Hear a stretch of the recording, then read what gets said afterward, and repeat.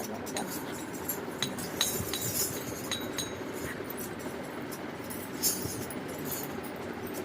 गुरु के चरणों में प्रणाम, माँ भवानी के चरणों में प्रणाम, सभी देवी देवता के चरणों में प्रणाम, हरेंद्र भैया, नीलम दीदी के कोटि कोटि प्रणाम।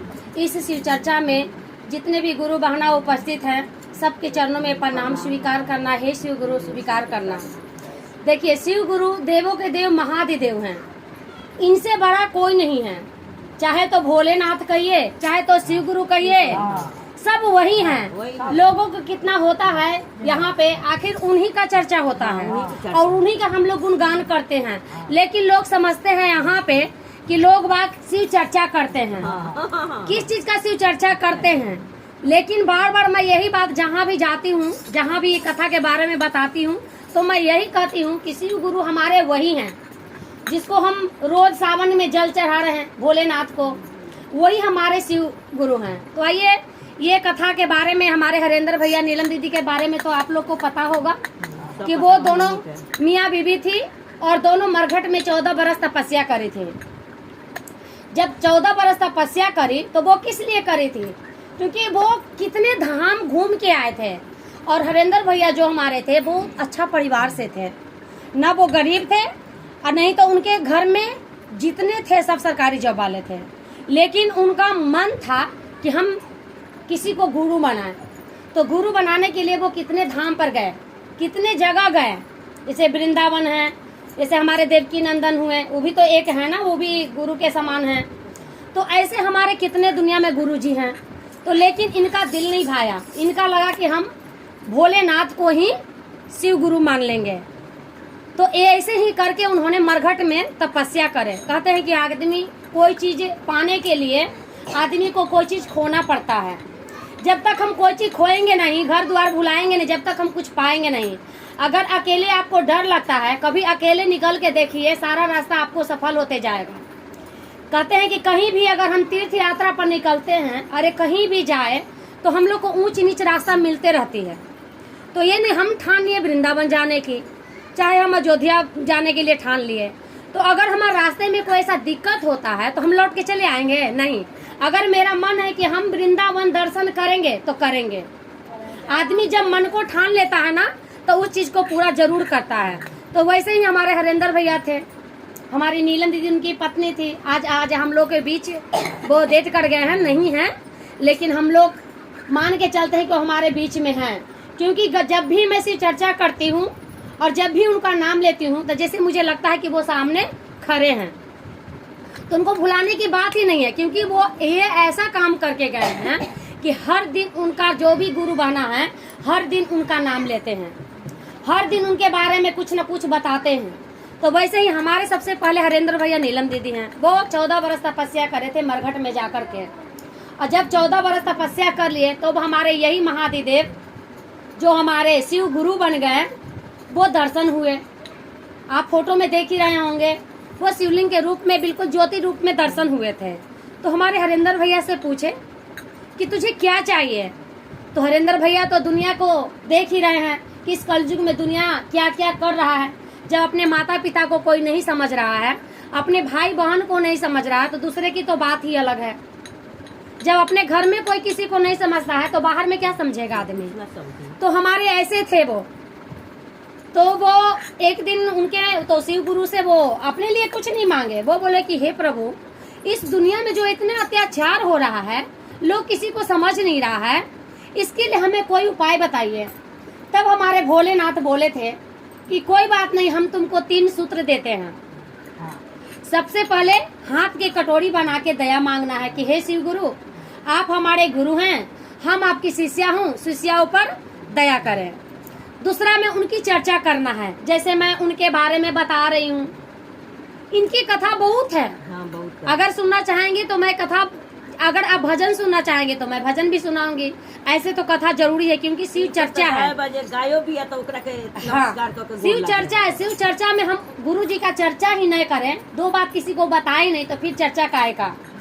तो सबसे पहले चर्चा आता है इसमें। भजन कीर्तन तो हम लोग मनोरंजन के लिए कर ही लेते हैं, पर इसका नाम है शिव चर्चा। तो पहले हम शिव चर्चा करते हैं। तो आइए, तो वही हरेंद्र भैया 3 सूत्र वो हमारे शिव गुरु 3 सूत्र दिए। पहला में वही हाथ के कटोरी बना के दया मांगना है, दूसरा में उनकी चर्चा करना है, और तीसरा में नमः शिवाय की जाप करना है। चाहे तो आप हाथ से कर लीजिए, चाहे तो रुद्राक्ष की माला अगर है आपके पास तो उससे कर लीजिए। यही 3 सूत्र बताए थे। तो वैसे ही एक समय की बात है, एक दूध वाला था जो दूध बेचता है, तो दूध वाला था, वो दूध बेचता था, बेचारा दूध बेचता था, लेकिन वो 1 लोटा पहले दूध रख लेता था। हमारे भोले बाबा को मंदिर में जाता और 1 लोटा दूध वो जरूर चढ़ाता था, तब जाकर ही वो दूध बेचता था। ऐसे ही वो हर दिन करता था। अपना दूध पहले 1 लोटा भोले बाबा को लिए रख लेता था, और उसके बाद जाकर के भोले बाबा को चढ़ा के और फिर सारा दूध अपना बेचता था। ऐसे ही करते करते माँ पार्वती बोली कि हे प्रभु, ये आपके शिष्य तो अनोखे हैं। पहले आपके लिए 1 लोटा दूध रख लेता है और तब जाके ये दूध बेचने जाता है, कितना आपको मानता है। बोला कि हाँ गौड़ा, ये बहुत अच्छा है। तो एक काम करते हैं, हम इसको जांचते हैं कि ये काम करता है कि नहीं करता है। तो गौरा माँ बोली भोले जी से कि चलो हम एक ब्राह्मण के रूप धर लेते हैं और इसके सामने जाकर के परीक्षा लेते हैं। तो गई हमारी गौरा माँ और पार्वती एक ब्राह्मण ब्राह्मणी के रूप ले लेते हैं, और वो शिव मंदिर के पास जाकर भोले बाबा के जहाँ वो जल चढ़ाता था, शिवलिंग पे जल डालता था, दूध चढ़ाता था, वहीं पे मंदिर के आगे वो बैठ गई। दोनों गौरा और हमारे भोलेनाथ बैठ गए। अब आया वो दूध वाला, दूध यहाँ चढ़ाता था, पहले दूध लेकर आया और भोले बाबा को दूध चढ़ाने जा ही रहा था कि ब्राह्मण के रूप भोलेनाथ बोले कि आज तुम एक काम करो, ये दूध भोले बाबा पर मत चढ़ाओ, ये आज मुझे दूध की जरूरत है, आज तुम पूरा दूध मुझे दे दो। अब तो कहने लगा, जो दूध बेचता था वो कहने लगा कि नहीं, अगर मेरा दूध बिके या ना बिके, लेकिन पहले हम 1 लोटा दूध पहले हम अपने भोले बाबा पर चढ़ाएंगे, तभी जो बचेगा मैं आपको दूंगा। बोले गौरी माँ कहने लगी, ये तो बड़ा जिद्दी है भाई, ये तो कह रहा है कि पहले यहाँ चढ़ाएगा। मतलब गौरा माँ बहुत कोशिश करी उससे कि मैं इसे दूध ले लूं, पर वो तो ठान रखा था कि नहीं, क्योंकि उसका रोजाना नियम बन गया था, और जो नियम बना लेंगे तो वो नियम आपके दिमाग से हटेगा नहीं। कहते हैं कि जो इंसान अगर सुबह उठ के रोज अपना क्रियाक्रम करने के बाद पूजा पाठ करता है, तो पहले वो पूजा पाठ ही करेगा, तब भी जाके वो कोई काम करेगा।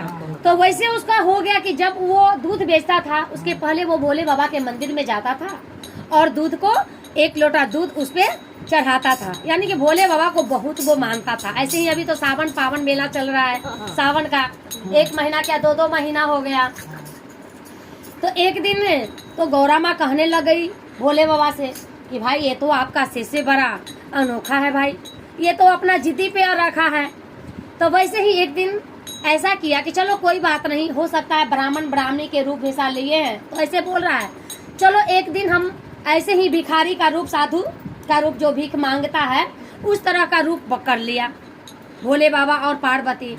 दोनों वैसे ही भिखारन के रूप में मंदिर के पास बैठ गए। बोले बेटा, हमें आज दूध का बहुत जरूरत है। आया दूध वाला, बस रोक दिया, पहले गेट पर ही बैठ गया। भोले बाबा बैठ गए, बोले कि बेटा देखो, हमारे घर में बहुत दूध का जरूरत है, आप हमको दूध दे दो। बोला कि नहीं, पहले तो मैं भोले बाबा पे चढ़ाऊंगा, तब माता जी मैं आपको दूध दूंगा। कोई हालत में आप जैसे भी हो, कोई बात नहीं, जो बचता है मैं आपको सारा दूध दे दूंगा। एक दिन क्या हुआ कि ऐसे ही सावन भादों का महीना था, बहुत तेज की बारिश होने लग गई। अब बेचारा का दिन भर दूध वैसे ही रखा रह गया, दूध वैसा ही रखा रह गया। अब तो दूध अब करे क्या, बारिश छूटता ही नहीं, सारा दूध उसके पास जमा हो गया। अब बेचारा करे तो क्या करे, गया मंदिर में सारा दूध लेके शाम को। अब पुजारी वहाँ का बोला कि बेटा तुम इतना दूध यहाँ लाए हो चढ़ाने के लिए, ये सारा दूध नाली में बह जाएगा, इससे अच्छा तुम अपने घर जाओ और इसमें खीर बना के लाओ और तब भोले बाबा को भोग लगाओ।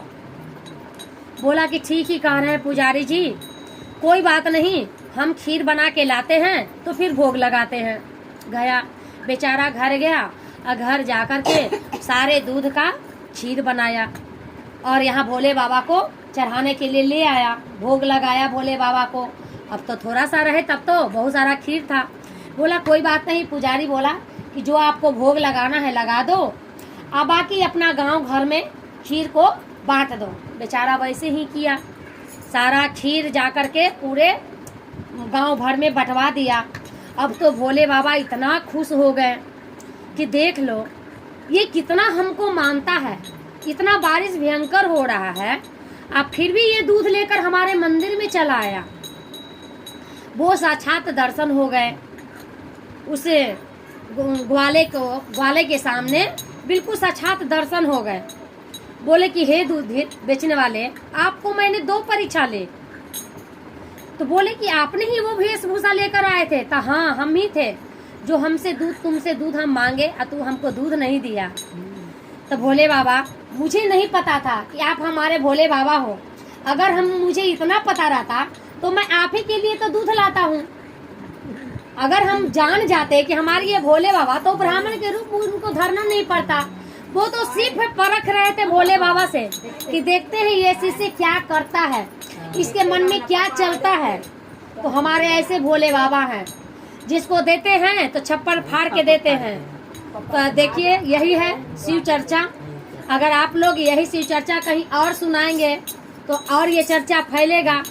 यही कहना है अंत में, उनके चरणों में गिर जाना कि हे शिव गुरु, जो भी हमसे भूल चूक हुआ हो उसे माफ करना। बोल शिव गुरु भगवान की जय। हरे हरे महादेव, हरे हरे महादेव, हरे हरे महादेव। चरचवाए गुरु भराने चलाए, चरचवाए गुरु भराने चलाए,